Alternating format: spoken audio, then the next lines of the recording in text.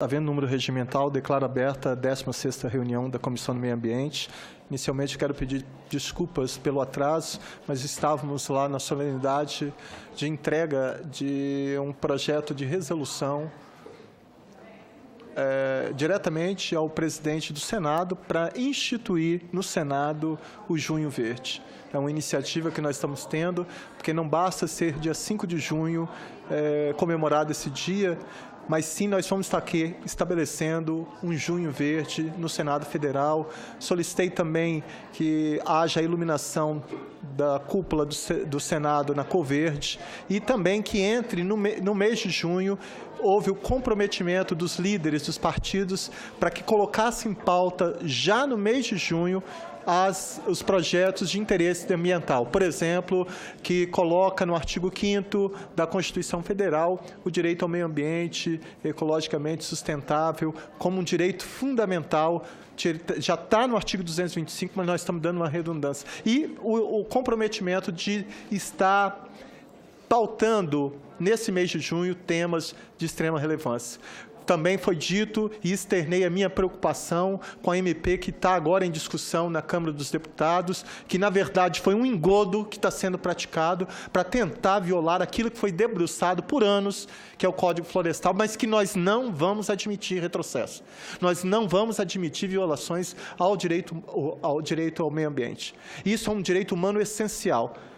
Defender o direito ao meio ambiente é sair em defesa da vida humana, não só no espaço territorial brasileiro, mas um direito planetário. E o que depender da Comissão de Meio Ambiente, essa comissão vai funcionar com audiências públicas de forma permanente, não só no mês de junho. Como hoje está tendo essa abertura, nós vamos fazer isso durante os 2 anos que eu estiver à frente como presidente da Comissão do Meio Ambiente. Por isso que eu estou justificando o atraso nessa reunião, mas a motivação era nobre. Houve ali, tinha quase, acho que 15 senadores que estavam comigo, que estavam referendando isso. Há um comprometimento da bancada de se preservar o meio ambiente, que isso é um direito humano universal, e não só na nossa Constituição, mas em todos os tratados e convenções internacionais dos quais o Brasil é signatário. Antes de iniciar os trabalhos, proponho a dispensa da leitura e aprovação das atas de dia 13 de junho, 13ª reunião, realizada em 22 de maio, 14ª reunião, realizada em 23 de maio. Aqueles que concordam permaneçam como estão. As atas estão aprovadas e serão publicadas no Diário do Senado. Também quero fazer uma ressalva que semana passada eu presidindo a Comissão de Meio Ambiente, fiz 2 requerimentos. Um que foi para instituir o Junho Verde, ou para convocar o ministro de Minas e Energia, que ele veio no dia seguinte. Confesso que eu fiquei assustado com o que eu ouvi do ministro, porque ele me falou que tem quase 800 barragens e que não existe barragem segura no Brasil e que tem 8 funcionários para fiscalizar, que agora são 16, porque isso só acontece no Brasil porque no Brasil nós temos a certeza da impunidade. A partir do momento que as instituições entenderem as suas funções e que nós temos responsabilidade civil, administrativa e criminal por lesão ao meio ambiente e que nós temos que responsabilizar, inclusive o poder público, não só a pessoa física, não só a pessoa jurídica, não só a empresa, porque eu não acho crível, razoável e aceitável que todas essas barragens estejam funcionando com aval e com autorização do próprio poder público. O Código Penal é claro no artigo 13, parágrafo 2º, na linha A. A omissão é penalmente relevante quando o agente tenha por lei a obrigação de proteção, vigilância e cuidado. E quem, de qualquer forma, concorre para o crime, incide nas mesmas penas a este combinado, na medida de sua culpabilidade. Aprovamos o requerimento para eu fazer uma diligência diretamente em Barão de Cocais, na barragem que está lá, na iminência de acontecer uma tragédia. Estive lá, conversei com a população, com o Procurador-Geral de Justiça, coletei todas as ações, quais são as demandas judiciais que estão sendo feitas, vou apresentar nessa comissão um relatório, mas de antemão eu falo que eu vim um pouco mais tranquilizado, que agora sim nós temos uma ação mais preventiva para evitar a violação do principal bem jurídico, que é a vida humana e a ofensa à integridade física. Se existe um serviço de monitoramento de tempo real de deslocamento, onde estava esse serviço quando aconteceu a tragédia em Brumadinho? Eu não falo para evitar a tragédia em si, mas para evitar as mortes. Então, alguém está errando e tem que ser responsabilizado por isso. Hoje, na Comissão de Meio Ambiente, realizaremos 6 audiências públicas no mês de junho. Hoje vamos discutir o tema Brasil Verde para Sempre, balanço de 7 anos do novo Código Florestal, muito propício com o que está acontecendo na Câmara dos Deputados agora. Então, por uma questão de economia de tempo, porque nós estamos atrasados, eu vou pedir permissão, agradeço aos palestrantes e aos convidados, para não ficar citando o nome, enfim, para a gente ganhar tempo e ser mais produtivo, proativo, tá claro? E sempre me colocando à disposição. Eu convido os palestrantes para compor a mesa, a senhora Roberta Del Gildes, senhor Tássio Azevedo, senhor Raoni Rajão. Em 5 de junho, discutiremos o tema Dia Mundial do Meio Ambiente, balanço da conservação dos biomas brasileiros. Dia 11 de junho, o tema será Lucros Verdes, como empresas brasileiras se tornaram prósperas e competitivas preservando o meio ambiente. Em 18 de junho, falaremos do tema Desertificação, balanço das políticas para uso, balanço das políticas para melhor uso do solo brasileiro. Dia 25 de junho, trataremos de proteção e bem-estar dos animais. E, para fechar o mês de junho, vamos, entre aspas, semear o futuro para o Brasil florescer. Visão das novas gerações sobre o desenvolvimento e meio ambiente.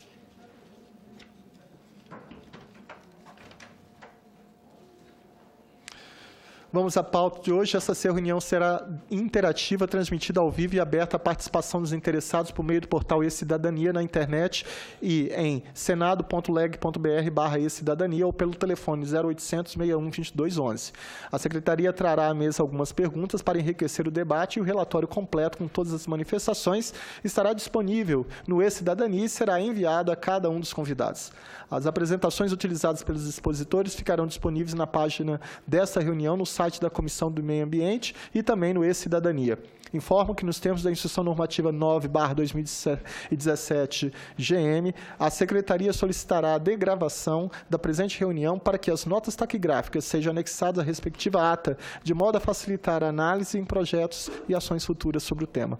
Na exposição inicial, cada orador usará a palavra por 20 minutos e, antes de encerrarmos, poderá apresentar suas considerações finais em 5 minutos. A palavra será concedida aos senadores inscritos para fazer suas perguntas ou comentários em 5 minutos após as exposições iniciais. Convido com a palavra a senhora Roberta Del Gildes.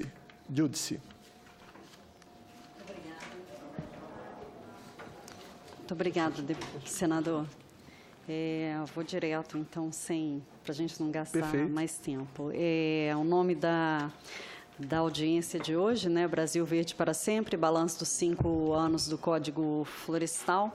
E, então, eu vou começar falando como é que a gente está hoje na implementação dessa lei, que tem 7 anos de aprovação. O CAR é um programa, é um cadastro ambiental rural, é uma das obrigações previstas no Código Florestal para todo o imóvel rural. Ele já foi implementado em todos os estados há mais de 5 anos. Não tem nenhum estado que não tenha sistema de cadastro da propriedade, cadastro ambiental rural.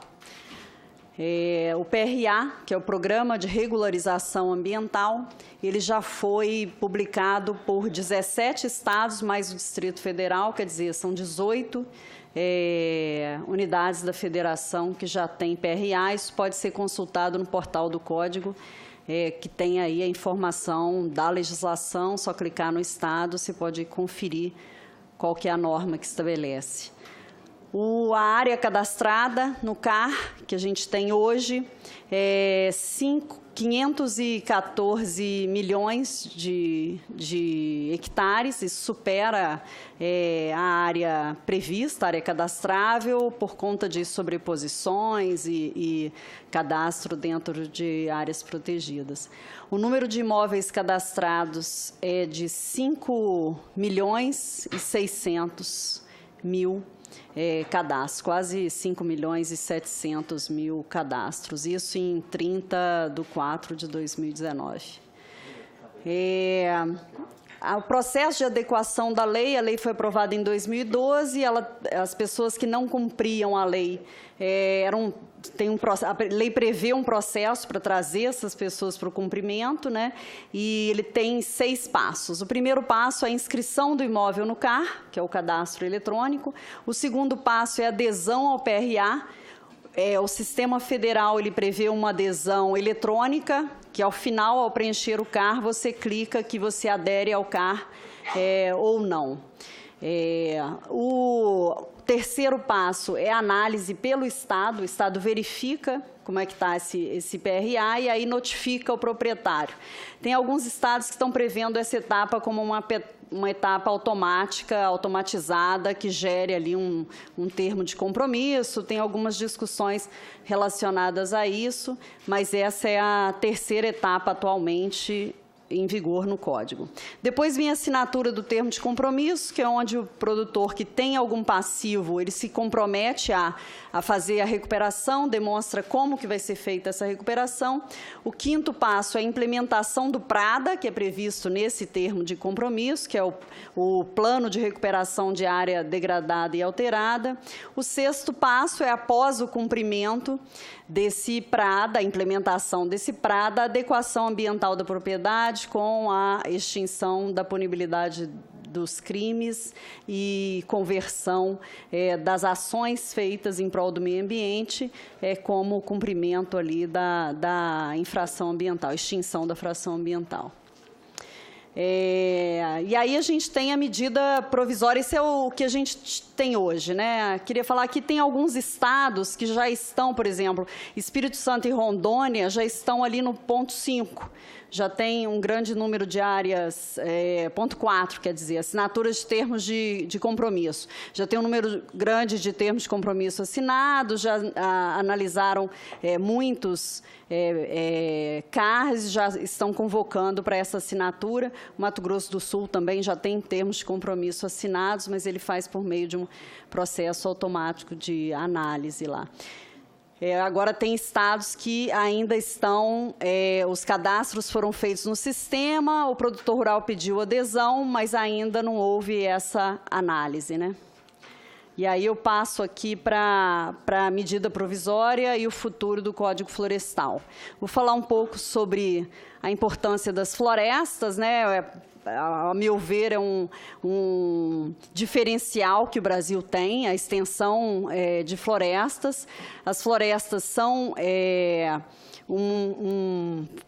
o desmatamento é uma grande fonte de emissão de gases de efeito estufa. Eu tinha ali 46% das emissões, mas segunda-feira eu estava em uma mesa e uma pessoa apresentou esse dado que já ultrapassou e hoje é 51% das emissões de gases de efeito estufa.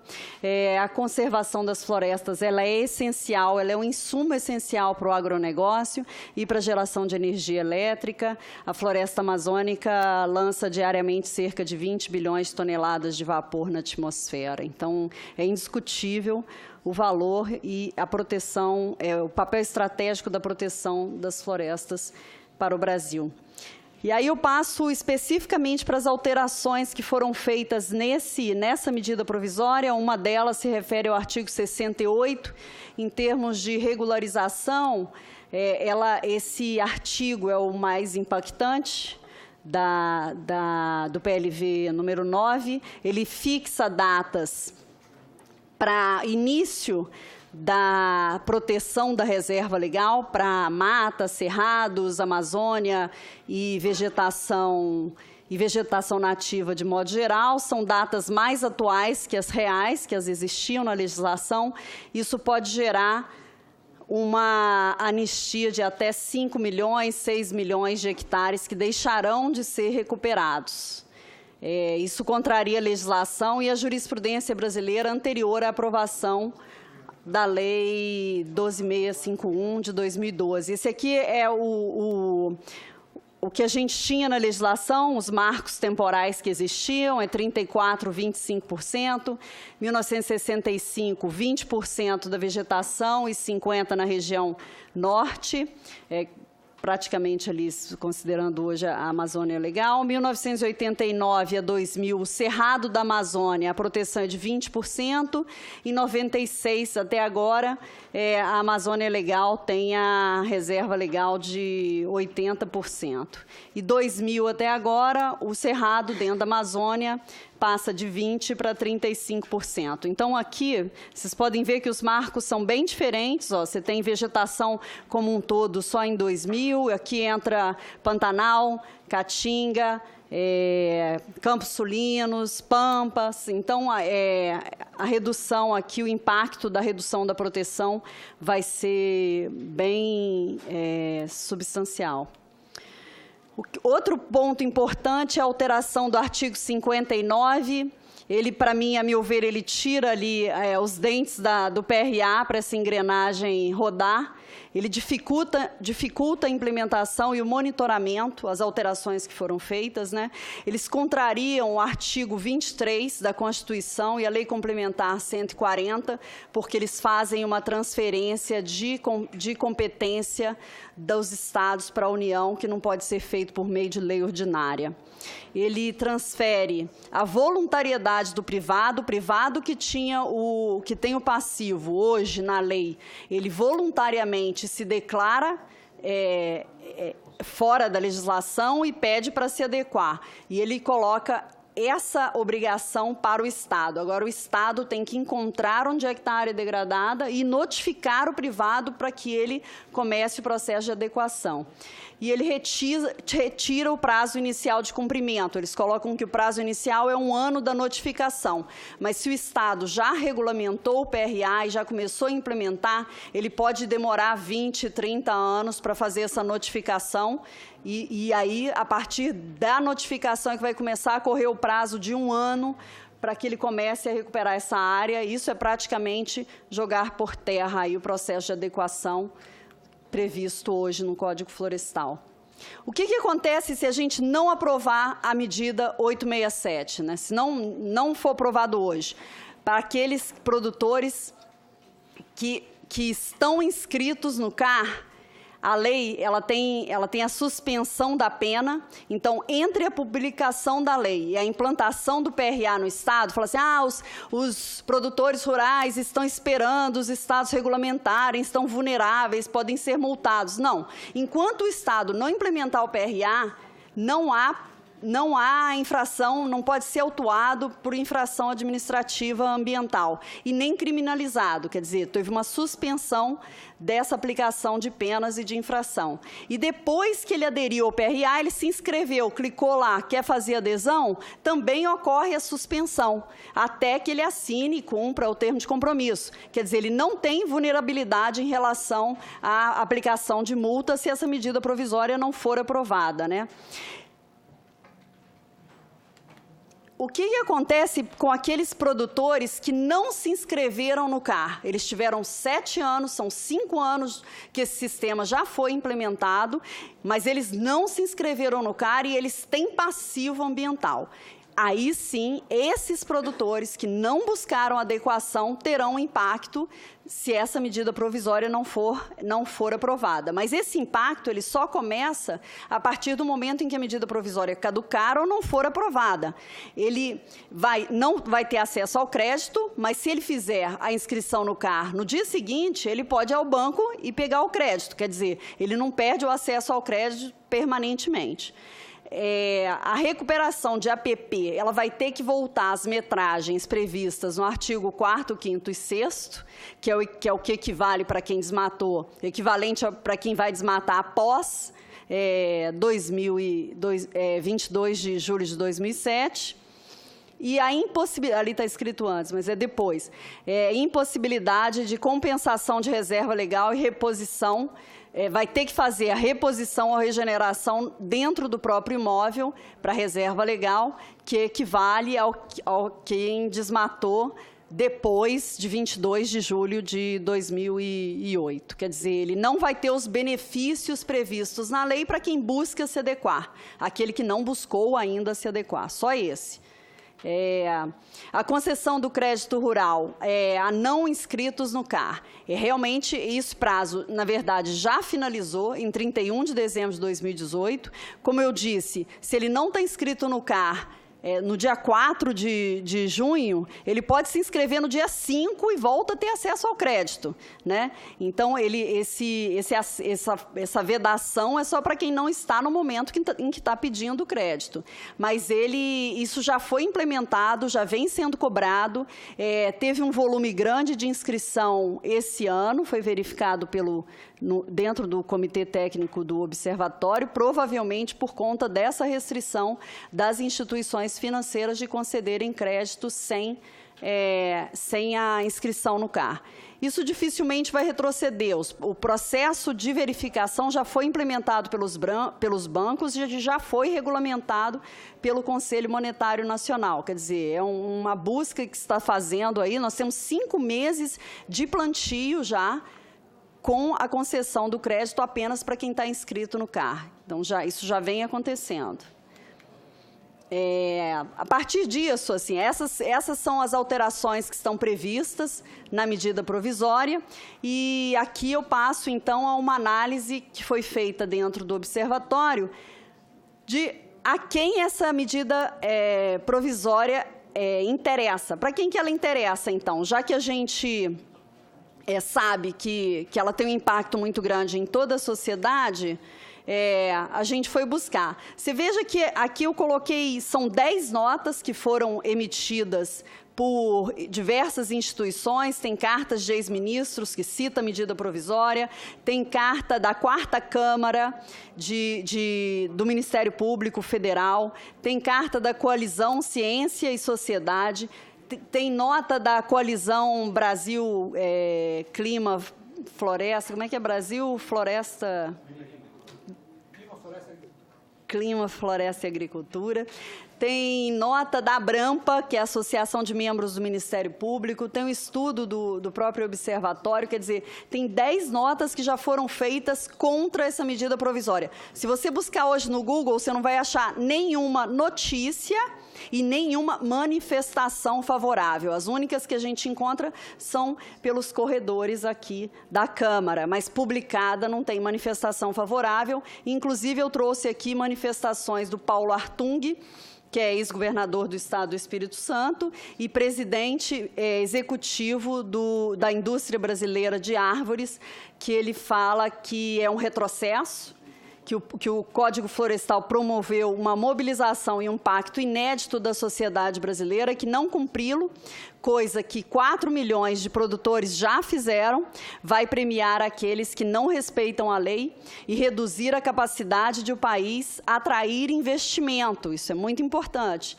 E o Luiz Cornacchione, diretor executivo da Associação Brasileira de Agronegócio, que disse que a medida provisória descaracteriza o Código Florestal e, se aprovada, passará a imagem ruim para os mercados consumidores interno e externo. Ontem a gente viu um vídeo também lançado pela coalizão,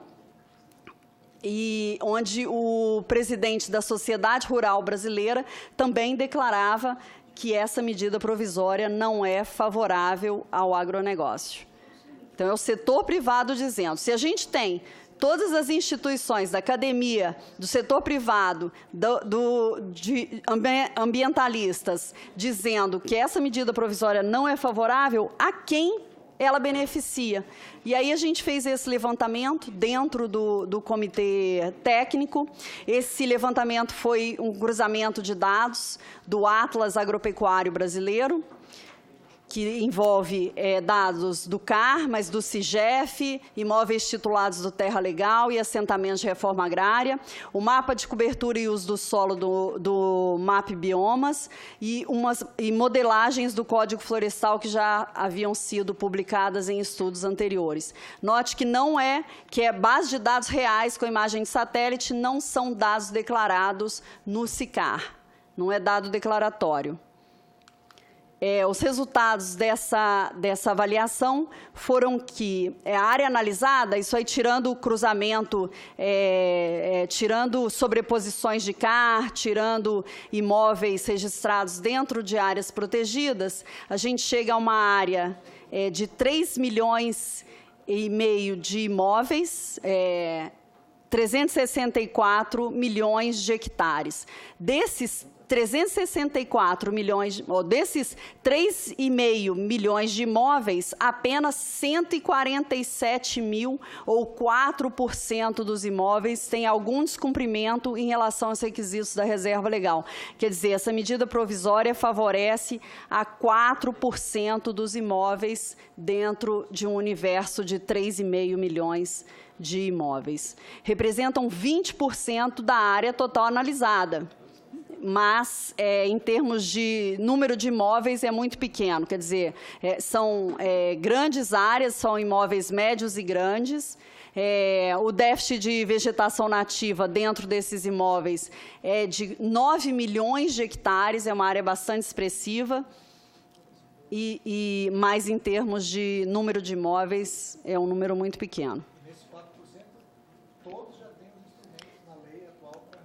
Isso, desses 4%, eles não serão, nem todos, porque tem alguns que não fizeram CAR, mas desses 4%, uma grande maioria já está inscrito no CAR e não serão afetados pela não aprovação da medida provisória, porque já começaram a se adequar, né, já fizeram a inscrição no CAR.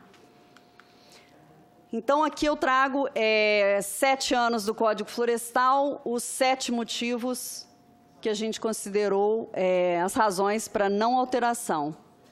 Primeiro, são esses 4%. Por que alterar uma lei que vai beneficiar apenas 4%, em detrimento de toda a sociedade brasileira e ainda trazendo uma imagem muito ruim para o setor do agronegócio de viciado em desmatamento, em anistia? Isso leva para o mercado internacional um recado muito negativo. Os riscos ao meio ambiente e enfraquecimento da legislação estão sendo conduzidos em regime de urgência. Essa casa, o Senado, vai poder discuti-lo por menos de 24 horas, porque ela caduca na segunda-feira. Como sexta-feira não tem sessão deliberativa, nem sexta nem segunda, você só tem até amanhã para decidir. Isso em cima da hora, né? Eu vou terminar aqui. O ponto 3, essa lei é cheia de jabutis, ela tem inconstitucionalidades, quer dizer, vai poder ser judicializada, trazer mais insegurança jurídica. Trata-se de uma lei que, após 7 anos de editada, foi avaliada pelo STF. A grande maioria dos proprietários acreditou na lei e se inscreveu no CAR. Ela afeta principalmente esses 6 milhões de hectares que serão dispensados de recuperação, ficam em áreas muito degradadas, onde já ocorre falta de água por falta de floresta, como é o caso da cidade de São Paulo e da Reserva da Cantareira. E o artigo 59, por fim, que traz essa inconstitucionalidade de contrariar a legislação brasileira. Por fim, concluindo, na verdade, a medida provisória alterava apenas o prazo de regularização e se tornou o PLV, que pode ir à votação. Essa aqui, o grande. Eu vou desligar aqui, porque não era bem isso aqui. Eu acho que essa frase estava meio equivocada. Tá bom, muito obrigada, desculpa. Obrigado. Obrigado, professora. Eu só queria quebrar o protocolo um pouco e dar uma triste notícia, né? Nada é tão ruim que não possa piorar. O senhor ministro Ricardo Salles corta 77% do Conselho Ambiental, retira o ICMBio e fará sorteio de vagas. A composição do CONAMA, Conselho Nacional de Meio Ambiente, foi alterada pelo presidente Jair Bolsonaro e pelo ministro de Meio Ambiente, Ricardo Salles. O Conselho, antes composto por 96 integrantes entre entidades públicas e ONGs, passa a ter 22 integrantes. O governo federal passa a ter mais força. Isso porque o decreto publicado nessa quarta aumenta a presença do Poder Federal no Conselho, de 29% dos integrantes para 41%. Ao mesmo tempo, a representação da sociedade civil foi diminuída, de 22 assentos para apenas 4. As entidades civis serão escolhidas a partir de sorteios. Antes havia uma eleição para a escolha dos representantes e terão mandato de 1 ano. Hoje são 2. O ICMBio e a ANA deixarão de integrar o CONAMA. Possíveis mudanças na estrutura do CONAMA já eram ventiladas há meses dentro da gestão Salles. O PROAM, o Instituto Brasileiro de Proteção Ambiental, afirmou que enviará para Raquel Dodge, Procuradora da República, uma representação assinada por mais de 30 entidades. Aspas, essa medida é para destruir a representação da sociedade civil. Esse parece ser a intenção do governo. Também foram retirados do Conselho representações indígenas, científica, que era indicada pela SBPC, Sociedade Brasileira de Progresso da Ciência, e sanitária. A primeira reunião do órgão do governo Bolsonaro foi marcada por confusão. Na ocasião, o ministro ignorou o regimento interno do Conselho e só permitiu que participassem do encontro conselheiros titulares. Os suplentes só podiam participar caso os titulares estivessem ausentes. Um suplente tentou entrar e foi agredido por segurança. O CONAMA foi implantado em 1984, passou a definir normas como as de licenciamentos ambientais, controle de poluição e outras atividades. Seu principal articulador foi Paulo Nogueira Neto, criador da política ambiental brasileira, que morreu em fevereiro deste ano. Na cerimônia de inauguração do órgão, o ministro do Interior, Mário Andreasa, não conseguiu disfarçar sua surpresa quando Nogueira Neto, ao discursar, afirmou, durante seu pronunciamento, que o novo conselho era o único em que o governo não tinha maioria.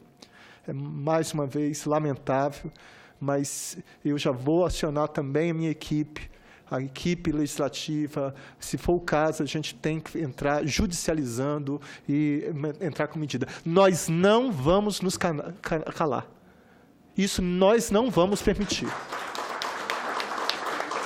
Esse governo está desmontando, ele está desmontando o Ministério do Meio Ambiente, e nós temos que nos unir.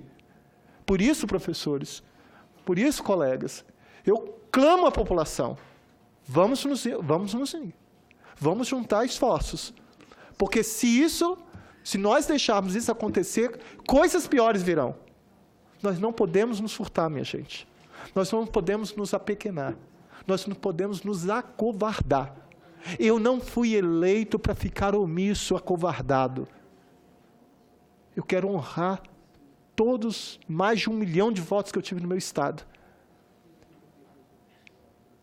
Mas eu estou triste com o que esse presidente tem feito. Não só no Ministério do Meio Ambiente, mas que ele está desmantelando a educação. Não só nas universidades federais e institutos federais, mas na educação básica. Na segurança pública, que está no artigo 144, que é direito de todos, mas dever do Estado, e que ele está armando a população com fuzil, permitindo, inclusive, que crianças e adolescentes façam isso. Nós não podemos admitir, nós não podemos nos calar.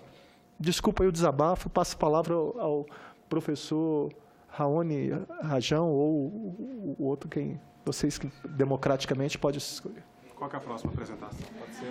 O que aparecer ali, a gente fala. O que aparecer, fala, mas vamos no tempo. Eu estou preocupado com o plenário.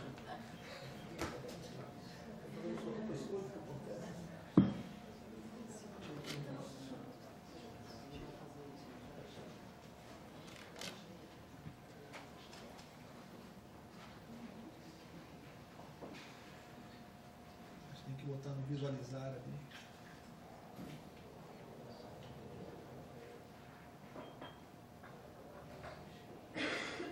Modo tela cheia. Modo tela cheia. Ela é embaixo. Embaixo. Isso aí.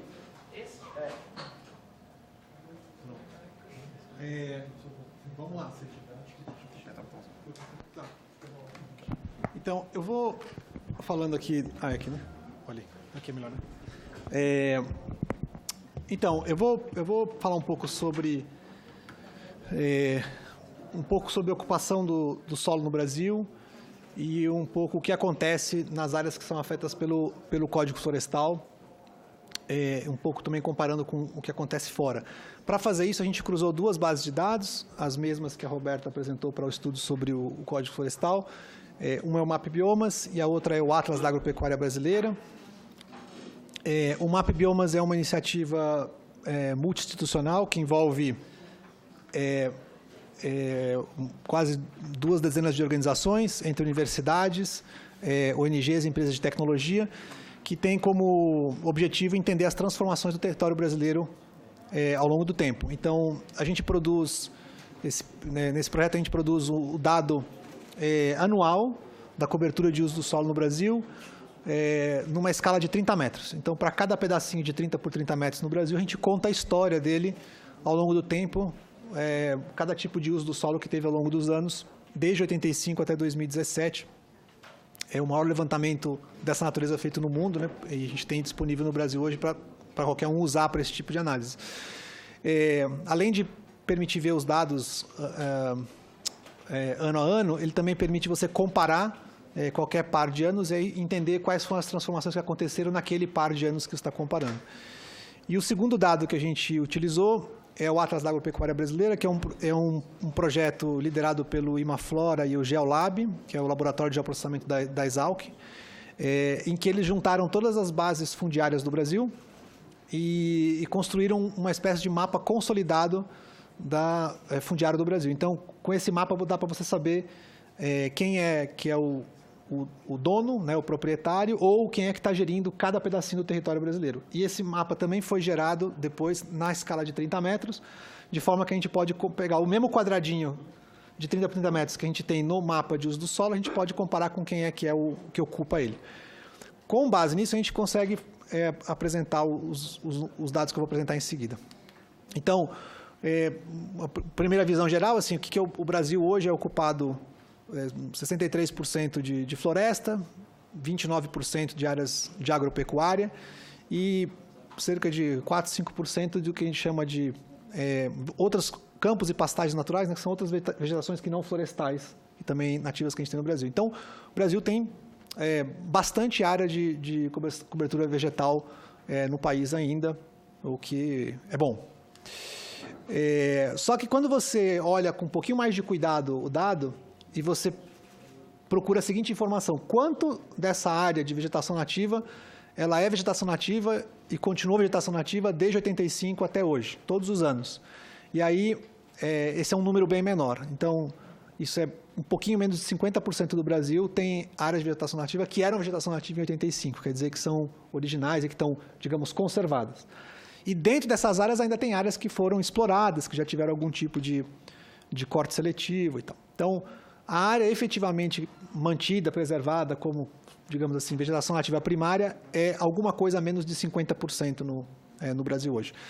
Entre 85 e 2015, e a gente já fez a conta também para 2017, o Brasil perdeu 2 Alemanhas de cobertura de vegetação nativa, né? Então, são 70 milhões de hectares, é uma área absolutamente gigantesca, né? Então, o Brasil está nesse processo de perda de cobertura de vegetação nativa. Essa distribuição da vegetação nativa no Brasil ela é bem desproporcional nos diferentes biomas. Então, a maioria está concentrada na Amazônia, onde ainda tem cerca de 85% de cobertura, um pouquinho menos. E essa cobertura é aquilo que tem tanto de florestas primárias quanto secundárias. E é menor nos outros biomas, como no caso da Mata Atlântica e tal. Mas é só para ter a noção de que isso tem uma distribuição bem diferente nos diferentes biomas. O Brasil tem muita área tem bastante área que a gente chama de áreas protegidas, né? As áreas indígenas, os unidades de conservação. É a maior área absoluta de unidades de conservação no planeta e de áreas protegidas, né? Em termos absolutos, mas em termos proporcionais não. Em termos proporcionais, a gente tem cerca de 30% do país coberto por áreas protegidas, e a gente tem, tanto na América Latina quanto na Europa e em outros países, a gente tem uma proporção de cobertura de áreas protegidas bem maior do que do Brasil. Mas é importante, a gente tem bastante áreas protegidas no país. Nem todas as áreas protegidas são áreas que não podem ser utilizadas para atividade econômica, né? Aliás, mais da metade das nossas áreas protegidas são áreas que podem sim ser utilizadas para atividade econômica, desde que mantenham a floresta em pé. Não são atividades que trabalham com a floresta. Não sei se estou conseguindo passar aqui. Acho que podia. Hã? Pode ir passando aí. Não sei. Agora voltou. Boa. Então, vou passar aqui mais rápido. Uma coisa importante é que as áreas protegidas também estão muito mal distribuídas no Brasil. Se você tirar a Amazônia do Brasil, o restante dos biomas tem só 5% de áreas protegidas. Isso colocaria o Brasil em centésimo país, essa região está em centésimo comparando com os outros países em termos de áreas protegidas. Então, é bem mal distribuído, né, as áreas protegidas. Vou passar um pouquinho mais rápido, que eu vi que aqui nós estamos com o tempo urgindo aqui. Aqui o Brasil também tem bastante áreas que são dedicadas a assentamentos e áreas quilombolas, que são áreas de uso, que permitem uso intensivo, mas que são destinadas especificamente em tese, né, para pequena produção e para direitos de populações como as populações quilombolas. É uma área também grande, são 50 milhões de hectares que a gente tem no Brasil com isso. Então, quando a gente soma, né, o que a gente tem de áreas protegidas, mais essas áreas quilombolas e outras de comunidades tradicionais, a gente está falando aí de alguma coisa como 26%, se a gente não considerar as APAs, se a gente considerar as APAs, cerca de 31%, 32% de áreas que estão nessas condições, né, que tem restrições para o tipo de uso mais intensivo, agrícola, por exemplo. Por outro lado, se a gente fizer uma máscara ao contrário, qual é a área que a gente tem no Brasil que não tem essas restrições de proteção? Aí é uma área bastante grande, nós estamos falando de 73% do território, não tem uma restrição direta ao uso para a atividade agropecuária. Obviamente, dentro das propriedades ele vai ter regras específicas, mas não tem uma restrição por definição, né? O Brasil, hoje, é o país, esse mapa mostra onde estão as áreas atualmente ocupadas por atividade agropecuária. O Brasil é o país que possui a terceira maior área de agropecuária do planeta, só fica atrás da China e dos Estados Unidos. E é o quarto maior produtor de alimentos, atrás da China, dos Estados Unidos e da Índia, que tem uma área de produção bem menor do que o Brasil. Então, não temos falta de área para atividade agropecuária, né? A gente tem bastante área. Inclusive, se a gente pegar a média de hectares por habitante, o Brasil é o que tem mais hectares por habitante ocupado por atividade agropecuária. Aqui só para entender um pouco como é que o uso dessas áreas. Esse é um mapa feito pelo LAPIG, o Laboratório de Geoprocessamento aqui da Universidade Federal de Goiás, e que ele mostra o que é verde, digamos aqui, o que está mais verde quer dizer que tem mais animais por hectare. A lotação de animais por hectare em pastagem é maior. E o que está mais para o amarelo ali, o laranja e tal, são as áreas com menos lotação. A lotação média no Brasil é de uma unidade animal por hectare. A gente pode, os estudos da Embrapa mostram que a gente pode, na média do Brasil, triplicar essa lotação e, portanto, triplicar a nossa produção, sem contar outros ganhos de produtividade que a gente pode ter, na mesma área hoje ocupada. Como a gente não tem demanda para produzir 3 vezes mais do que a gente produz, não tem espaço hoje no mercado para isso, significa que, se você aumentar essa produtividade, você tem muita área que pode ser destinada para a atividade agrícola, né, para a expansão da agricultura. Vale lembrar que 40 milhões de hectares hoje ocupados por pastagem são de alta aptidão agrícola. Então, portanto, poderiam ser convertidos diretamente para a agricultura também. O cadastro ambiental rural, aqui eu estou com os números são um pouquinho diferentes dos números, porque esses dados aqui a gente fez com o estado do cadastro em 8 de junho do ano passado, portanto, um ano atrás, então tem um pouquinho mais atualmente cadastrado. Ele dá essa figura que a gente está olhando aqui. Então, onde está preto são áreas não cadastráveis, que são basicamente áreas protegidas, áreas indígenas e outras que não dá para ter cadastro ali. O que a gente tem aí em laranja é a área que já está cadastrada, e o azul são os vazios onde está sem cadastro. Eu não vou me alongar muito, porque eu sei que o Raoni vai tratar desse tema, então é só para entender que tem alguns vazios ainda. Então, os números que eu estou apresentando aqui é só sobre aquilo que já está cadastrado. Daqui para frente, a gente ainda não considerou essas áreas que estão com os vazios, né? Assim, o que chama atenção ali, nós estamos falando de 460 milhões, né, 467 milhões de hectares de áreas cadastradas. dos quais 54 bilhões estão sobrepostos a outros entre imóveis, né? Então você tem que descontar aquilo que está sobreposto. Tem 91 milhões de hectares que foram cadastrados dentro de unidades de conservação, áreas que não poderiam ser cadastradas. Então, quando você tira essas coisas que não poderiam estar sendo cadastradas ou estão sobrepostas, sobra 322 milhões de hectares de imóveis cadastrados em terras privadas. Quando você tira essas aberrações, sobra 322 milhões de hectares. E tem uma estimativa de que cerca de 181 milhões de hectares ainda poderiam ser cadastrados, já que não são guerras públicas e também não são unidades de conservação ou áreas protegidas, né? Bom, quando a gente... hoje a gente tem...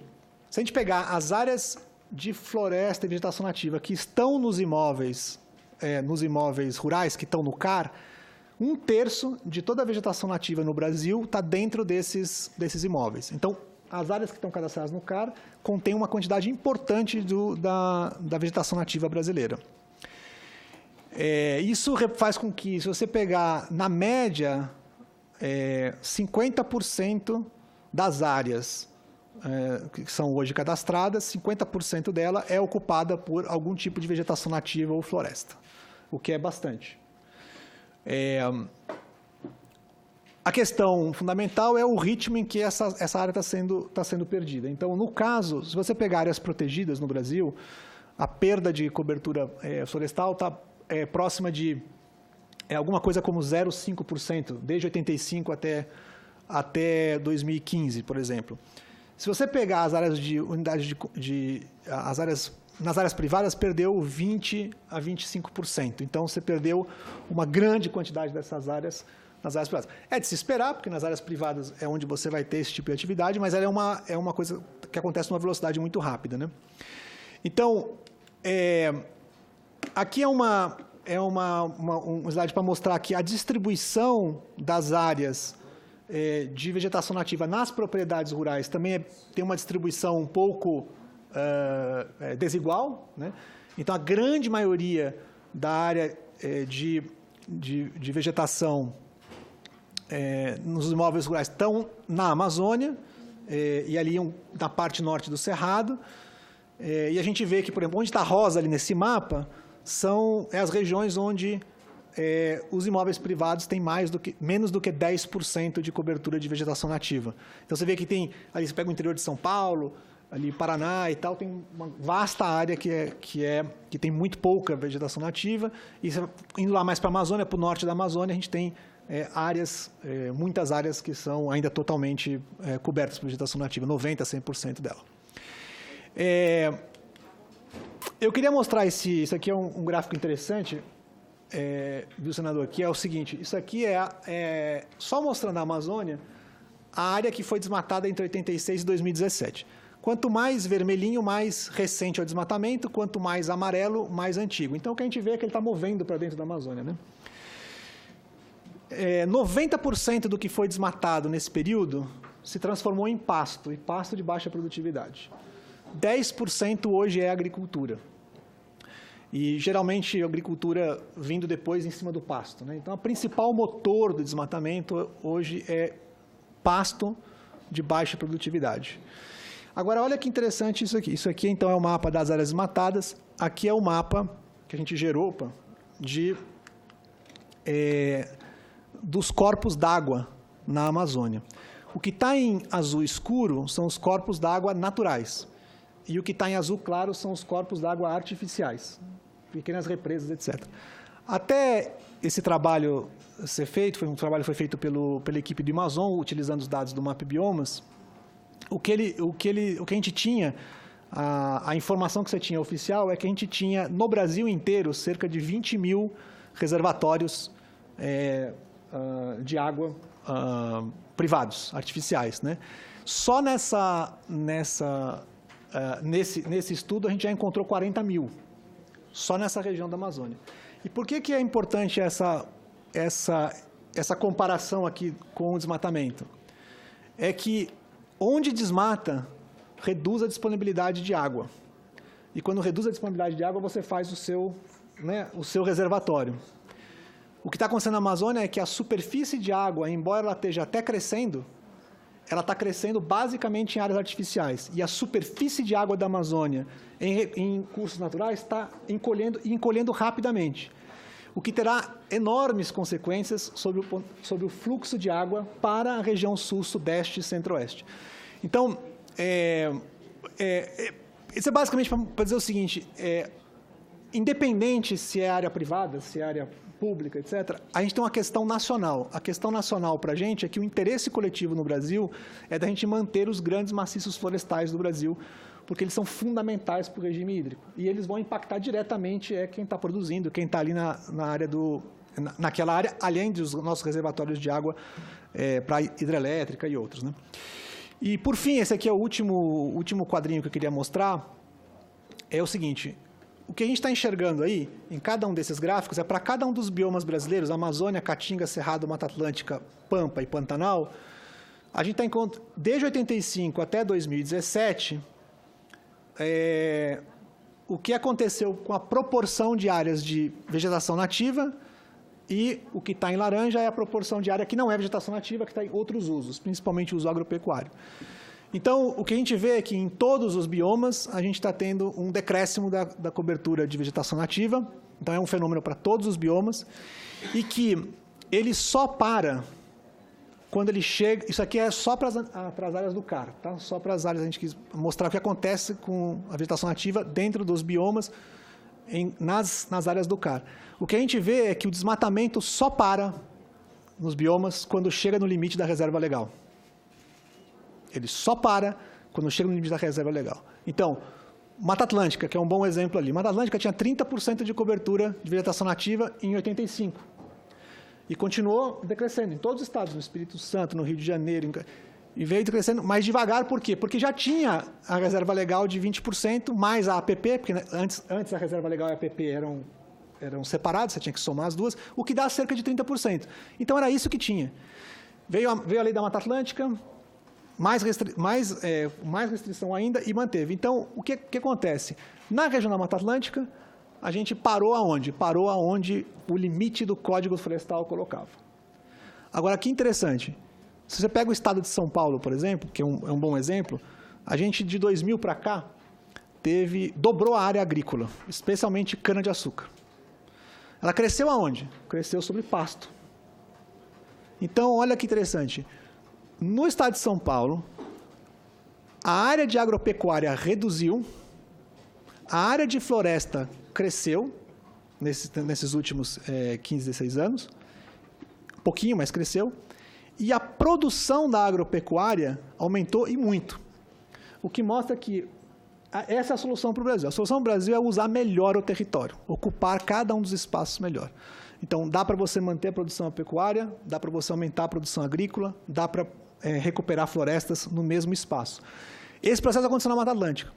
Onde você ainda não chegou próximo da restrição, da reserva legal, é contínuo. O processo de perda da cobertura florestal é contínuo nos imóveis rurais.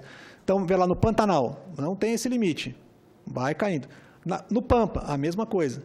No Cerrado, a mesma coisa. Na Caatinga, a mesma coisa. Olha na Amazônia. O que aconteceu na Amazônia? Na Amazônia, o limite é 80%, certo? Mas na Amazônia tem muita área protegida. Então, se você pegar só as áreas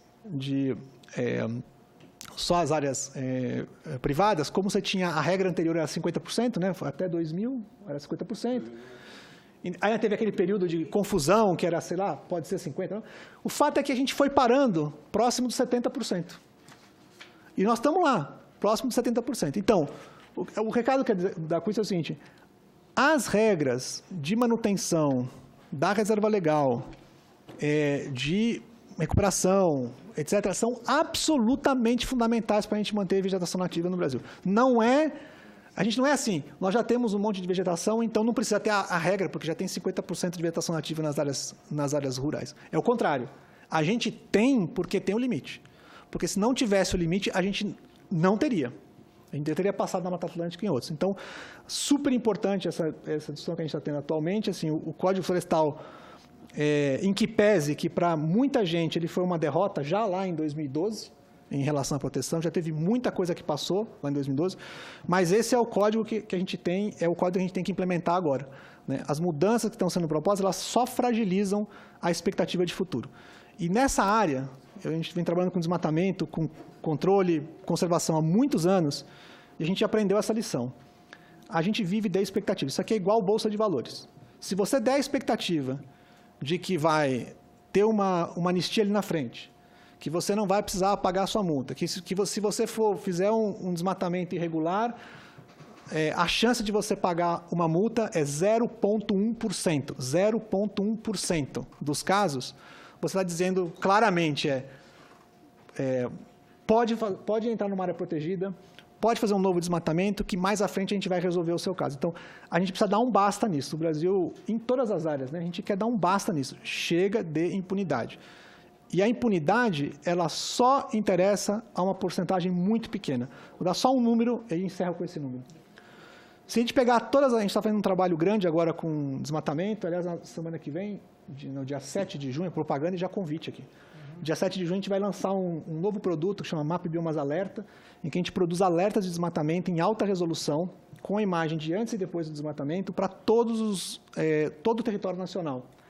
E, ao fazer esse trabalho, a gente estudou muito sobre como está funcionando o desmatamento no Brasil, e a gente percebeu que, se você pegar as áreas desmatadas, né, as propriedades envolvidas com desmatamento em um ano no Brasil, elas representam menos de 0,01% das propriedades. Então, quem está defendendo você ter como se diz assim,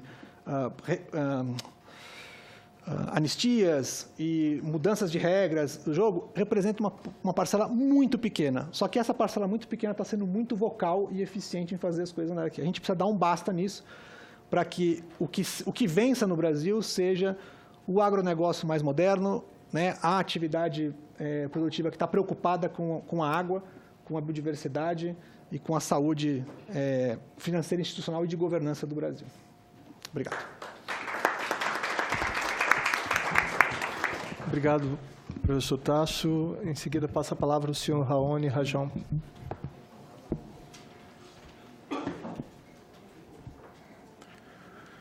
Boa tarde a todos. Antes de tudo, muito obrigado pelo convite, ao senador Contarato. Inclusive, a gente já teve até um convite, infelizmente, eu não pude estar pessoalmente, mas me reportaram que foram conversas muito interessantes, então fica agora a possibilidade de estar em contato pessoalmente. Meu nome é Raoni Rajão, eu sou professor da Universidade Federal de Minas Gerais, da Engenharia de Produção, e o meu trabalho tem um foco muito grande na questão de como produzir de maneira sustentável, pensando em particular na questão do equilíbrio da produção agrícola e da proteção do meio ambiente. Proteção e conservação, porque inclusive vale a pena destacar as duas coisas, que uma coisa é você proteger, que significa você isolar uma área sem poder ter o uso que pode ser explorado, e outra coisa é a conservação, que inclusive a função da nossa legislação do Código Florestal é de conservação, ou seja, você mantém o mesmo nível do serviço ecossistêmico, produção de madeira, produção de água, produção de frutos da floresta, etc., no tempo, de modo tal a manter essa área. Então, é uma lógica também ligada à produção e que é uma produção sustentável no tempo, economicamente e ambientalmente. E eu vou estar falando aqui hoje sobre o Código Florestal, de certa forma, nos perguntando, assim, é utopia ou realidade a implementação dele? Porque boa parte do debate em volta da medida provisória, que está sendo discutida na Câmara dos Deputados e vai ser trazida aqui também, é que é necessário ampliar os prazos, é necessário estender, e até mesmo estender definitivamente, porque a lei é impossível de ser implementada. E o que a gente vai estar vendo aqui, com números, com fatos, e com elementos, inclusive, trazidos já da próprio segmento da implementação do Código, que não é bem assim. Só lembrando que isso aqui é um trabalho feito pela nossa equipe, que está dentro da Escola de Engenharia e do Instituto de Geociências, é uma equipe bastante ampla, somos quase 30 pessoas, então ninguém consegue fazer algo dessa magnitude sozinho. Enfim, a Roberta já apresentou brevemente os passos da implementação do cadastro ambiental rural, aqui eu vou estar enfatizando alguns outros elementos dentro disso, que é, como a gente viu, o primeiro passo é a inscrição no cadastro ambiental rural, então a gente precisa entender até que ponto nós estamos nesse processo, né? O segundo passo é a questão da validação do cadastro ambiental, né? Ou seja, o quão difícil é isso, né? Que inclusive é um dos argumentos ligados à prorrogação. O terceiro é a implementação do programa de regularização ambiental. E o quarto é, de fato, a compensação, ou seja, a compra de uma floresta, ou o aluguel de uma floresta em um outro imóvel que tenha mais floresta do que o exigido por lei, ou a recomposição, ou seja, a recuperação da vegetação nativa dentro do próprio imóvel, né? Com relação ao primeiro passo, isso aqui é uma figura que mostra como que foi o processo de implementação do cadastro ambiental rural, onde inclusive mostra como que no começo, né, a gente está tentando, bem, no projeto ali, vocês podem ver que a gente começa em 2015 já com um volume bastante substancial, principalmente no centro-oeste e alguma coisa também no norte, porque o cadastro ambiental rural ele foi construído em cima das experiências de Mato Grosso e também na experiência do Pará, né? Começou em 99 em Mato Grosso, né? E, inclusive, é interessante a gente ter essa perspectiva histórica, porque se algo que começou em 99, né, e até hoje se fala da prorrogação, a gente está falando assim de quantas décadas, né, de um processo de regularização, de quantas décadas um processo de cadastro. Então, não é um ano, não é 2 anos, nós estamos falando já de décadas nesse processo. É claro que esses dados puderam ser absorvidos pela Lei Federal de 2012, que institucionalizou isso como parte do novo Código Florestal, e a gente percebe também, quando a gente sobrepõe isso aos diferentes prazos, como que foi em cima da exigência da lei que os produtores correram e fizeram o cadastro, né? Principalmente aqui numa primeira data a gente vê já um aumento substancial, pensando, né, que aquela seria a data, assim que a data que foi feito a prorrogação, você vê, diminui a pendência da curva, então todo mundo relaxa, e espera não vai ser mais na frente, enfim, depois você tem um outro prazo e assim por diante. É como imposto de renda, né? Todo mundo sabe como é que funciona, todo mundo sabe que o brasileiro tem mania de fazer as coisas na última hora, e o cadastro ambiental é a mesma coisa. E o que essa figura mostra é que se não houver prazo, não tem lei, né? Então a importância, inclusive, de manter isso. A segunda questão é, ok, quem são os inscritos e onde estão os vazios do cadastro, né? E eu enfatizar aqui para vocês, aqui eu também um dado um pouco mais antigo, já tem uns 6 meses, né? Onde você vê que tem vazios ligados a vazios demográficos, a área realmente com pouca presença agropecuária, por exemplo, no norte, na calha norte. Tem vazios que são pequenos, sem apoio, né, do Estado, que deveriam ter, inclusive, esse apoio para poder se cadastrar, principalmente em partes do Nordeste, e, inclusive, grandes que, pela nossa análise, estavam fora do cadastro como estratégia, né? E a gente vê isso muito claramente pegando esses 2 exemplos aqui extremos, por exemplo, o município de Três Lagoas, em Mato Grosso do Sul, que em 2016 havia praticamente nenhum imóvel, né? Começam a entrar alguns imóveis em 2018, e a gente aproveitou e pegou o último dado de 2019, quando foi efetivamente entrado em vigor o limite do crédito, e de repente todo mundo correu, né? Ou seja, a estratégia que a gente está vendo muito clara é que os agricultores eles fazem o registro, mas eles não querem se expor perante os órgãos que implementam a lei, né, e esperam até o último minuto para poder aparecer. É uma situação muito diferente em Macuré, que ao contrário de Três Lagoas, que está entre os 100 municípios mais ricos do país, ele está entre os 20 mais pobres, né, que entre 2016 e 2019 muda muito pouco, né? Então é importante também entender essas diferenças, né? E entender que como que a partir do momento que é estabelecido um prazo, os produtores de fato reagem, de fato entram no cadastro. Então, a primeira pergunta é necessário prorrogar o prazo de inscrição no CAR ou retirar a exigência da inscrição para obtenção de crédito? Não, né? A gente está vendo aqui que não é por causa dos R$500, R$200 ou R$100 para pequenos imóveis, que é o que se paga para fazer um cadastro, que você vai estar impedindo, de fato, o acesso ao instrumento, mas ou é o vazio do poder público, principalmente no interior, né, ou é a própria tática dos produtores rurais. Então, a gente precisa ter bastante clareza do que está acontecendo e, de certa forma, desvincular um processo do outro. Aí entra a segunda questão. Como vai se dar o processo de validação do cadastro ambiental rural, né? A gente tem, na Amazônia, 570 mil imóveis registrados, né? E, a partir disso, pensa, poxa, eu vou ter que fazer um processo, identificar os problemas, entrar em contato com o produtor, né, desses todos. Inclusive, fala-se muito dos problemas de sobreposição, etc. Agora, o que a gente fez foi pegar a regulamentação do Estado de Mato Grosso, do Estado também do Pará, E as indicações do Serviço Florestal Brasileiro que indicam que não toda área que há algum tipo de sobreposição gera uma pendência, ou seja, gera uma irregularidade perante o código no processo de validação. Você precisa ter acima de uma certa percentual, né? Inclusive, nem toda área que está dentro de uma unidade de conservação, algumas, por exemplo, uma Resex, eu posso ter uma unidade, uma área, um carro registrado dentro de uma Resex, né? Então, existe ali certas possibilidades que fazem com que haja uma certa flexibilidade dali na aplicação desses critérios de pendência. Tanto é que, no final das contas, desses 570 mil, 190 mil possuem, de fato, alguma pendência, que são 35%, e com uma variabilidade muito grande. Os estados, por exemplo, como o de Tocantins, ou até mesmo as partes do estado de Mato Grosso, que, que são mais estruturados, que estão mais voltados para o agronegócio, você tem um cadastro de mais alta qualidade e um processo de validação que vai ser muito mais fácil. Né? Que, inclusive, mostra que esse argumento que a validação vai ser muito difícil, vai gerar um problema de negócio para, de fato, o agronegócio que está produzindo as áreas de produção de soja, a gente mostra que isso não é verdade, né? Outra questão também, como até foi dito ontem na Câmara dos Deputados, é que a minoria dos estados tem o PRA, então o produtor hoje, se acabar o prazo, ele vai ficar de fora e não vai poder se beneficiar. Aí são dois elementos. Em primeiro lugar, a gente vê pelo mapa que a maioria dos estados já tem a regulamentação do PRA, e não só isso.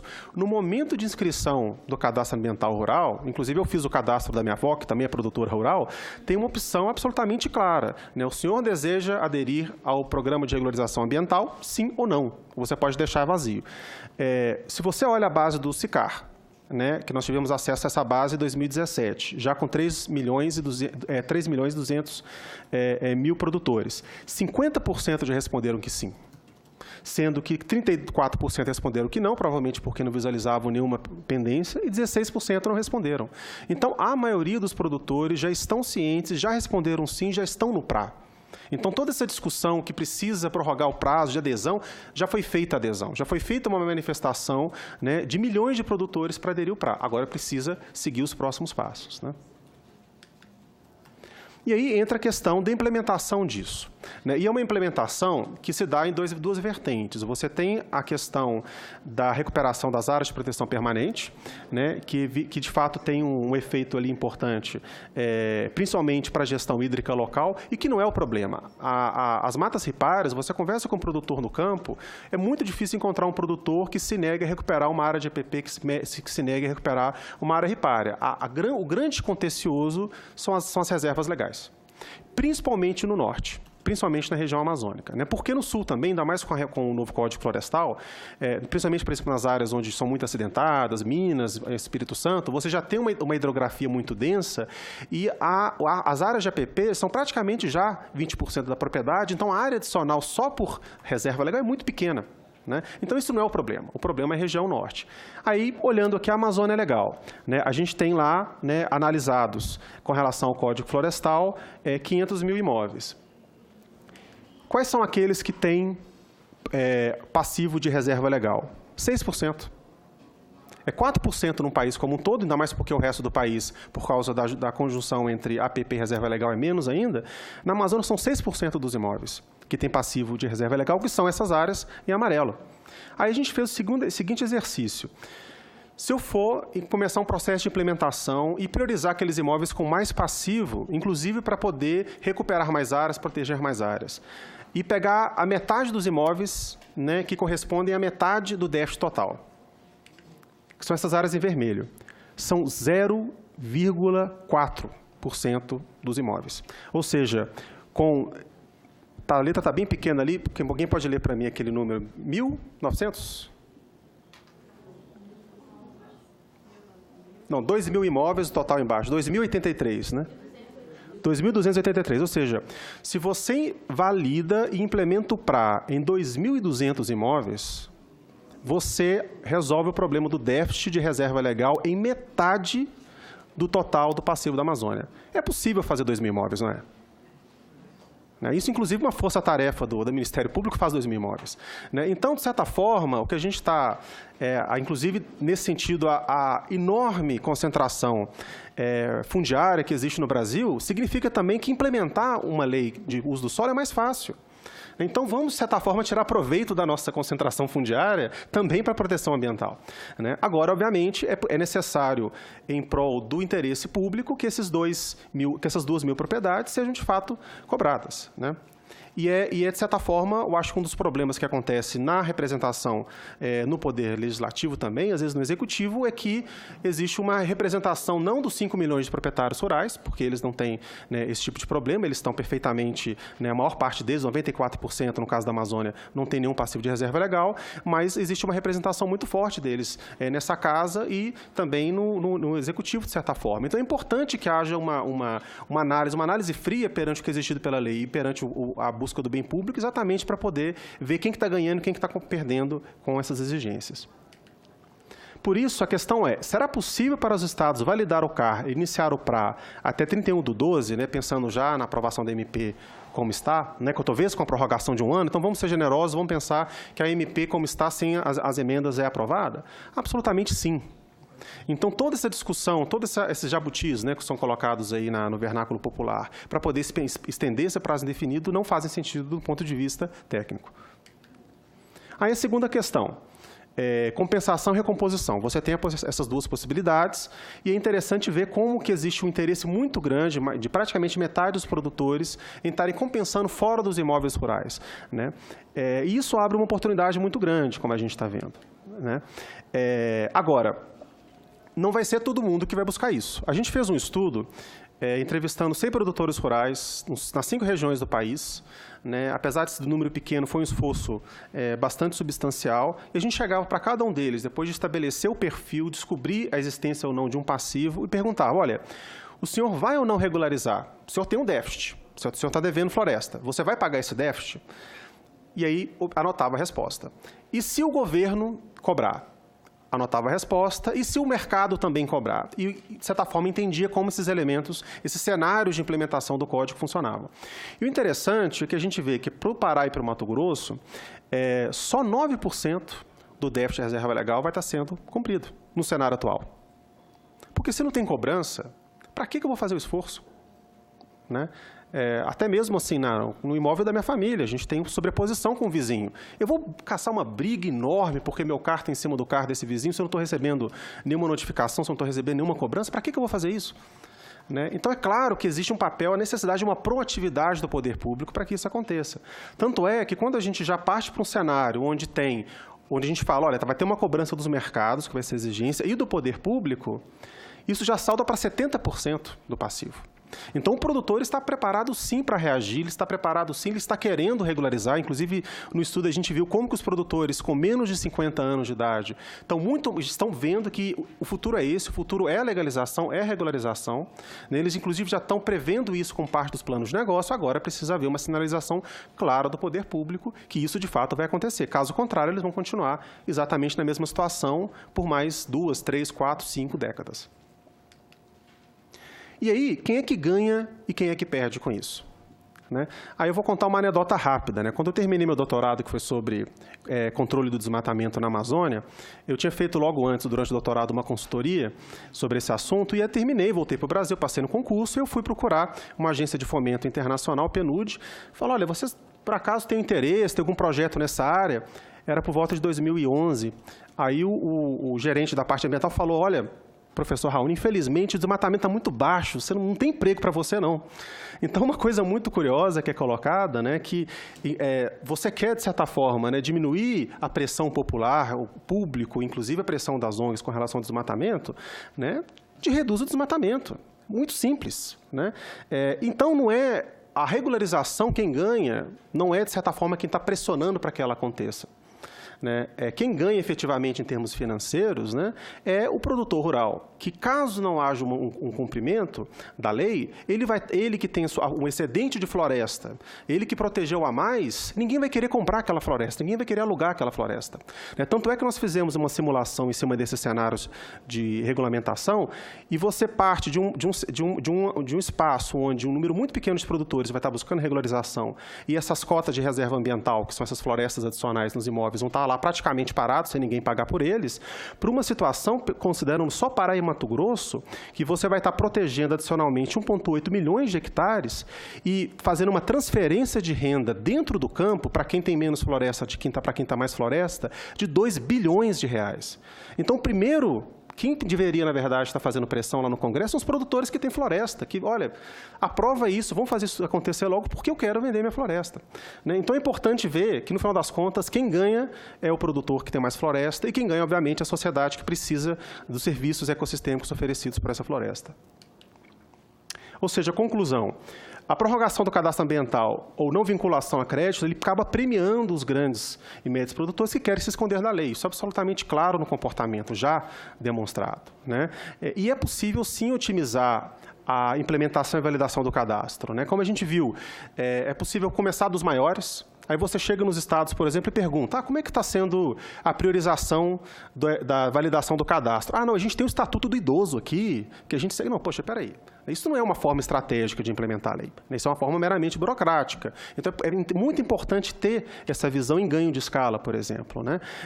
Ter um incentivo aos mercados de cota, né, e também de regularização dos imóveis rurais dentro das unidades de conservação, que também fazem parte desse processo. Então, não é desvirtuando um fundo já estabelecido para outros fins que você vai conseguir isso. É pedindo o cumprimento do Código Florestal que você vai estar transferindo recurso para os próprios produtores rurais que estão esperando regularização. Né?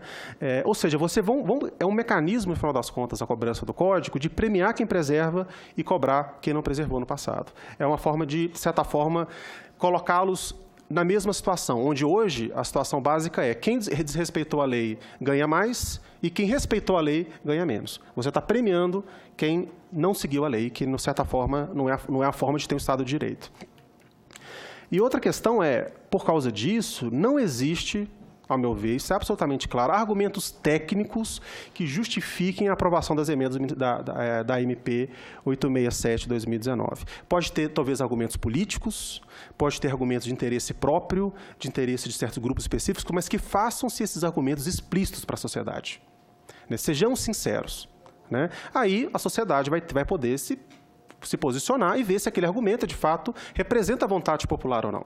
Né? Mas é muito importante ter clareza sobre os dados técnicos, os elementos técnicos que estão por trás disso.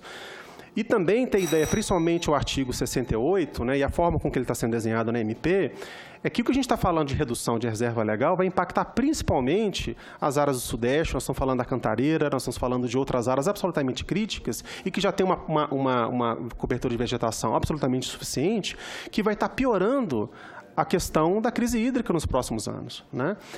E, obviamente, como colocado, o maior perdedor da não implementação do CROSS são os próprios produtores que conservaram.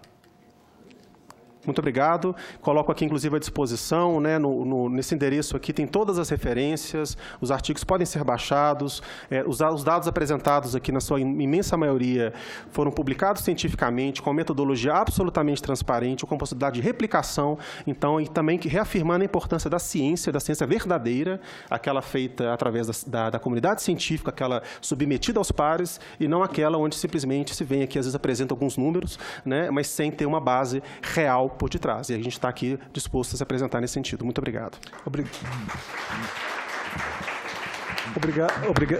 Obrigado a todos os palestrantes. Em seguida, eu quero fazer uma leitura rapidamente sobre essa medida provisória, que eu estou muito preocupado com ela. O Código Florestal chega a 7 anos de idade sem comemorações. Em vez de celebrar, temos que nos preocupar com a medida provisória 867 de 2018, que pretende prorrogar o prazo máximo para os proprietários rurais aderirem ao Programa de Regularização Ambiental, o PRA. Mais uma tentativa de desconsiderar quem fez o certo. E, nesse caso, falo de 96% das propriedades rurais do país. Tenho que lembrar que o novo Código já trouxe, em comparação à Lei Florestal de 1965, uma tremenda tolerância, resultado democrático de uma década de debates e é tido como ponto de equilíbrio. No entanto, por meio de uma medida provisória, que mais uma vez pode chegar ao Senado sem qualquer possibilidade de debate ou análise, pretende-se promover o 5º adiamento seguido e um total descaracterização do Código Florestal, em razão de diversos acréscimos do texto original, alguns, inclusive, sem pertinência temática. Apoiamos e respeitamos os proprietários ao possibilitar que aqueles que tivessem suprimido vegetação sem devida autorização até 2008 pudessem ter a chance de regularizar, realizando o cadastro de seus imóveis, aderindo ao programa e acessando os créditos rurais importantes para a nossa produção. Mas devemos valorizar aquele proprietário que fez sua parte, se esforçou na regularização e fez isso mesmo sem o acesso imediato aos mercados que valorizam a postura de quem se mostra quite com a lei. O melhor que podemos fazer para a preservação do meio ambiente e desenvolvimento do agronegócio brasileiro é implementar e seguir o Código Florestal que nós temos. Aqui eu faço um apelo a todos os senadores. Eu estou sabendo que já está sendo aprovada essa medida provisória já, ali na Câmara. Vai chegar aqui a toque de caixa de novo. E, mais uma vez, o Senado, que tem que ser um órgão de serenidade, de sobriedade. O Senado Federal, minha gente, o sistema bicameral é para isso. Aqui nós temos que ter o equilíbrio emocional, não é aprovar por afogadilho e atuarmos como um mero carimbador daquilo que a Câmara dos Deputados está fazendo. O Senado não pode se apequenar. Eu vou sair daqui e vou para o plenário para falar isso, porque eu tenho certeza que, assim como fizeram ontem com o COAF, engraçado que o próprio presidente mandou todo mundo ir para as ruas sob o pretexto de que estavam tirando o COAF do Ministério da Justiça. E ele mesmo manda manter no Ministério da Economia. Que governo contraditório é esse? Agora o Senado vai de novo receber essa medida provisória agora, 5 horas, 6 horas da tarde, para a gente aprovar isso sem discussão. Nós vamos rasgar o Código Florestal? Por favor, eu faço um apelo aos senadores, que junte essa voz agora lá no plenário e não deixe que volte, que caduque, que caia essa medida provisória. Mas nós não podemos permitir isso. Eu vou sair envergonhado desse Senado. Aliás, eu só tenho passado vergonha com o Senado desde o primeiro dia que eu assumi. Nunca fui político. Nós começamos com a eleição do presidente do Senado, tendo 81 senadores, mas com 82 votos. É constrangedor. Eu tomei a palavra e falei, cada senador tinha que pedir perdão à população brasileira. Perdão por sua ineficiência, por seu não compromisso, por sua falta de representatividade num verdadeiro Estado democrático de direito. Me perdoe o desabafo, minha gente, mas eu não consigo entender isso. Nós temos que nos unir. Eu agradeço o senador Confúcio que está aqui. Senador Confúcio, vamos nos unir e não vamos permitir. Essa medida provisória está chegando, mas nós não podemos deixar o que aconteceu ontem que se repita aqui hoje. Eu quero agradecer também a participação do E-Cidadania. Nós temos aqui o Assis Marinho, do Distrito Federal, que diz: vocês acham que alguém que desmatou 80% da mata no Amazonas, sendo que a data de corte em 22 de agosto de 2008 irá recompor a área? Qual a segurança jurídica terá o produtor brasileiro com as constantes mudanças no Código Ambiental? O Danilo Mendes, do Distrito Federal: o Código Florestal tem realmente sido respeitado? Essa lei ajudou a diminuir o desmatamento ou não? É triste ver que derrubam árvores e mais árvores e os criminosos não são presos. Né? Eu, inclusive, agora eu passo a possibilidade de questionamento. Com a palavra, o senador Confúcio Moura, para as suas considerações. Senhor presidente, senhores palestrantes, muita satisfação que eu assisti uma certa parte da palestra do Dr. Raoni.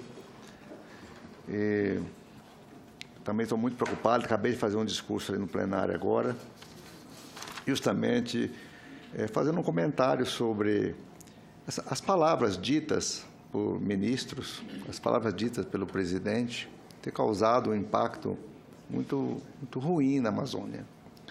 Eu sou de Rondônia, e à medida que falam uma coisinha qualquer, uma palavra qualquer, maldita e é muito mal interpretada lá no Estado e nos estados da Amazônia, e o impacto sobre invasões, ocupações de reservas indígenas, unidades de conservação, florestas nacionais, é muito grande. Então, os dados já estão mostrando aí a previsão, inclusive, as revistas têm publicado, já o impacto assim, muito grande nas regiões pelas palavras ditas por autoridades aqui de Brasília. Isso é de uma infelicidade muito grande. E o senador Jader Barbalho, agora mesmo, fez um discurso monumental, maravilhoso, sobre tudo isso.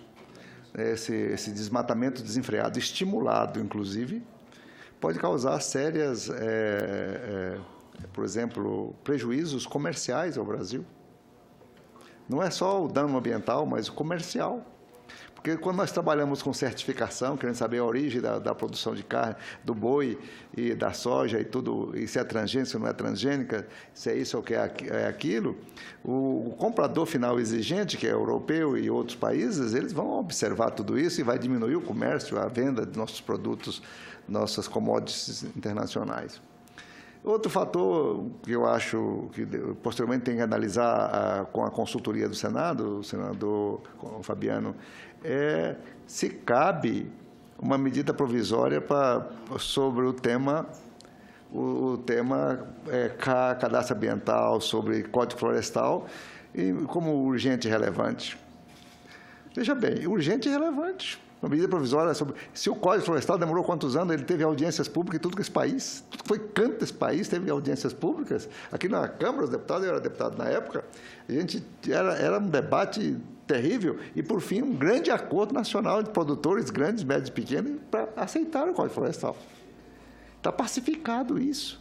Você retornar, trazer esse tema ao debate, esse é de uma infelicidade extrema para o país.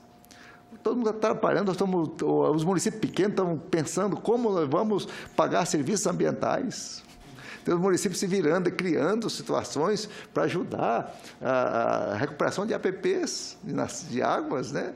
Então, agora você vem com essa barafunda toda em cima, o que foi feito, que foi dito, que foi construído, vira fumaça de uma hora para outra. Isso é de uma irresponsabilidade incrível.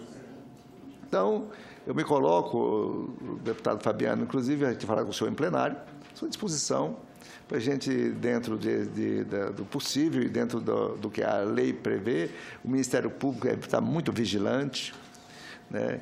Isso vai causar, essas falas, essas medidas provisórias, muitas ações nos estados. E vai, inclusive, aumentar a violência, as ocupações. Ocupar a reserva indígena. Os índios vão aceitar isso tranquilamente? Vai ter retaliação, vai ter morte.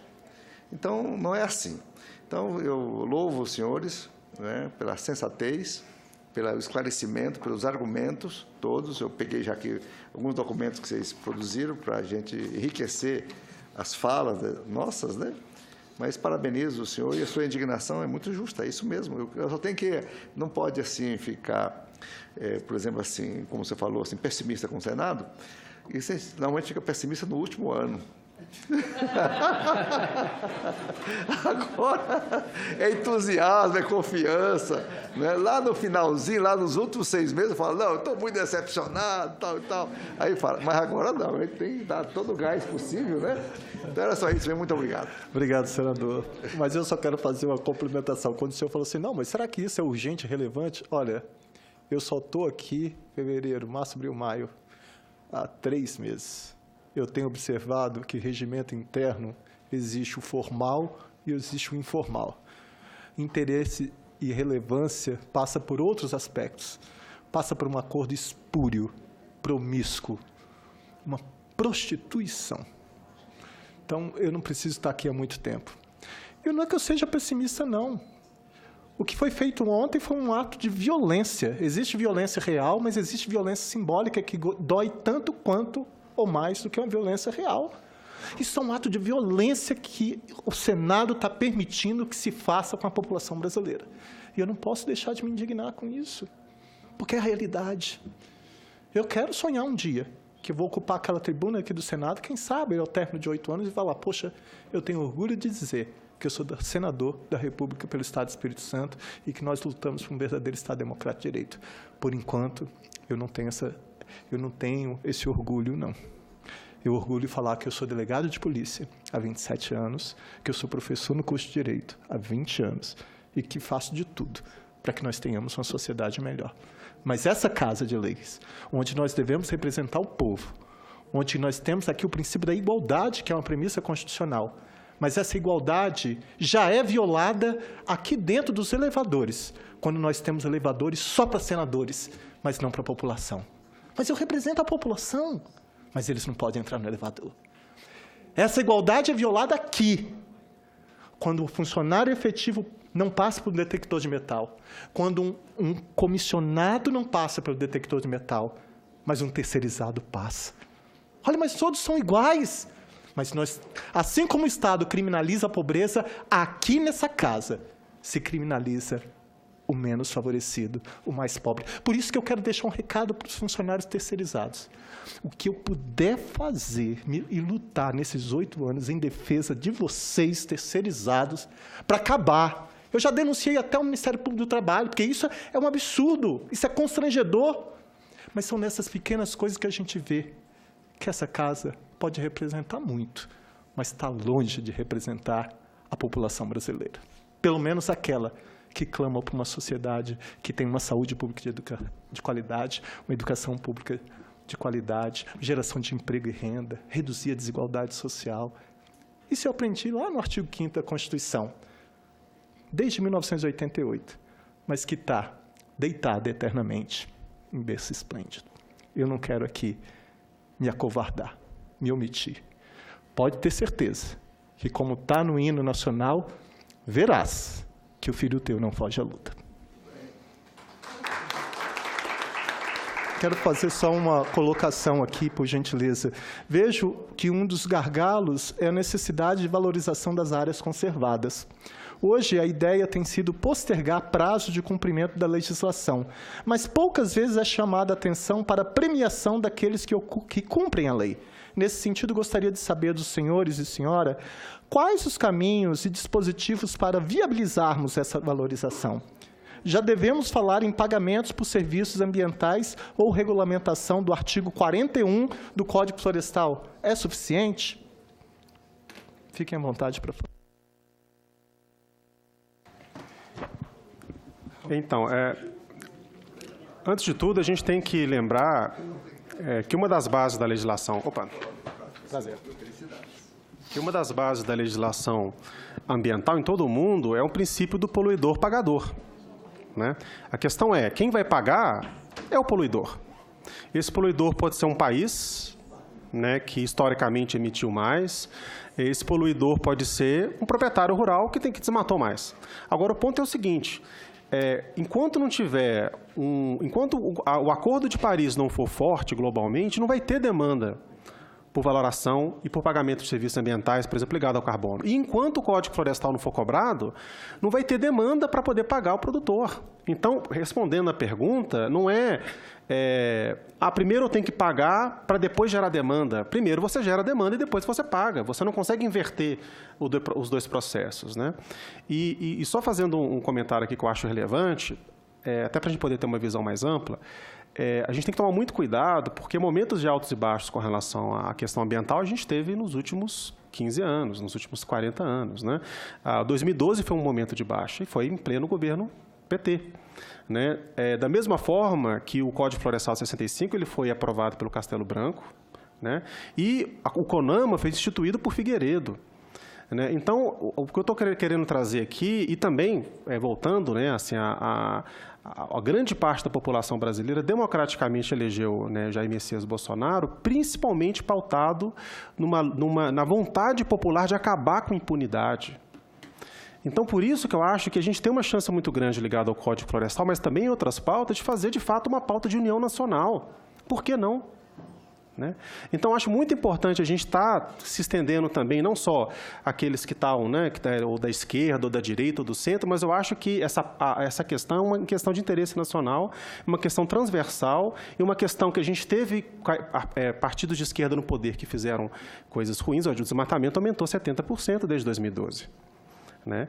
Agora continua na mesma ascendência, a gente tem 4 meses de governo, ainda temos alguma chance, mas é importante que haja essa consciência de todos os lados, né, do parlamento brasileiro. E ainda tenho esperanças que isso possa acontecer. Obrigado. Eu esqueci de deixar registrado aqui um ponto de extrema importância. Infelizmente, a Marina Silva, ex-senadora, ex-ministra do Meio Ambiente, está se recuperando de uma dengue e não pôde comparecer. Ela estaria aqui com o maior prazer. Ela tornou-se mais uma vítima de uma doença que tem tudo a ver com o nosso debate, que cresce enquanto nossas sociedades mantêm seus lixões e nossas florestas são derrubadas. Eu queria agora, já para uma questão, porque o tempo está muito escasso, que cada um usasse a palavra para suas considerações finais, por gentileza. Então, a palavra, senhora Roberta.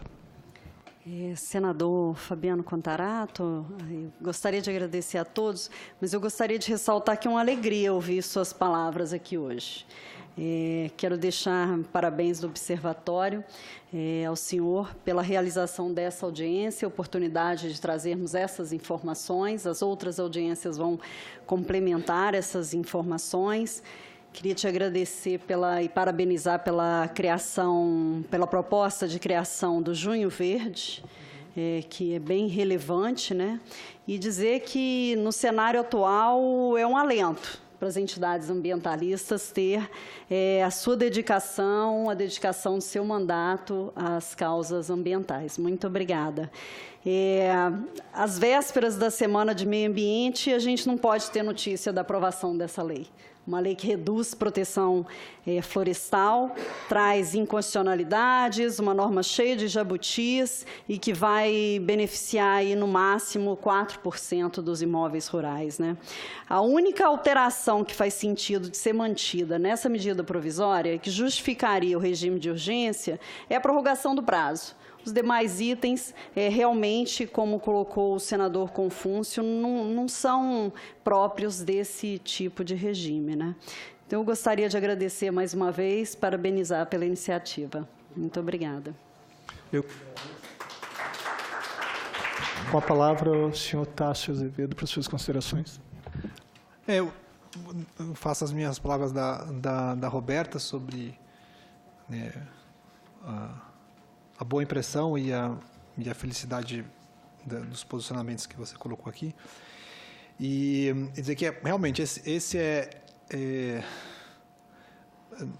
nas vésperas da Semana do Meio Ambiente, a gente ter um projeto como esse aprovado é um contrassenso sem tamanho, né? Então, aproveitando que nós tivemos hoje, né, o lançamento aí do Junho Verde, né, com a presença do presidente do Senado, que, aliás, é da Amazônia, né, de um estado que é um dos campeões de conservação, o Amapá, né? Então, deve ser motivo de orgulho para ele também. Acho que trazer um pouco isso à tona e lembrar de que esse não é o momento da gente ter nenhum tipo de enfraquecimento da legislação, muito pelo contrário. E lembrar, eu acho que é importante lembrar isso lá no plenário e nas discussões, de que essa não é uma questão só de ambientalista, etc. É o próprio setor do agronegócio, esse setor que é o setor mais moderno, né, ele está dizendo com todas as letras que não interessa ao agronegócio esse tipo de retrocesso, porque ele terá impactos no funcionamento e no mercado desse próprio, do próprio setor. Então, realmente enfim, esperamos que a gente consiga que o bom senso prevaleça e a gente consiga evitar que essa medida seja aprovada essa semana. Obrigado, senhor Tássio. Com a palavra, o senhor Raoni Rajão, por gentileza. Então, concluindo, acho que um ponto importante da gente lembrar, né, que grande parte da discussão é feita por causa da necessidade de manter o regime hídrico das cidades, água para as cidades, e outra é para o próprio agronegócio, né? Qual que é o motivo da grande competitividade do agronegócio brasileiro? É a logística? Certamente que não é, né? São os solos, né? Os solos brasileiros, comparado com os solos argentinos e com os solos europeus, são de muito pior qualidade. Você precisa de muito mais insumos e investimentos muito maior. São os custos de produção, por causa, inclusive, da possibilidade de utilizar menos agrotóxicos, por causa dos regimes frios do inverno, que normalmente reduz, né, a quantidade de pestes. Também não é. É caro para o produtor brasileiro produzir. É o quê? É a chuva. E o que nos garante o regime hídrico? São as florestas. Então, de certa forma, inclusive, já tem toda uma literatura muito avançada nesse sentido, inclusive, que nós contribuímos diretamente. Nós temos um artigo na Nature que mostra o quanto que custa quanto que você reduz da produção nacional ao desmatar 1 hectare na Amazônia, dependendo da região da Amazônia. O que a gente está discutindo aqui, e que inclusive é a lógica do Código Florestal, como aprovado em 65, está explícito no texto enviado por Castelo Branco a essa casa, é que nós estamos protegendo os produtores rurais deles mesmos, porque a ganância local acaba gerando uma tragédia dos comuns onde perdem todos. Então, a gente está, de certa forma, fazendo um omelete, né, e uma bela cândida com a galinha dos ovos de ouro.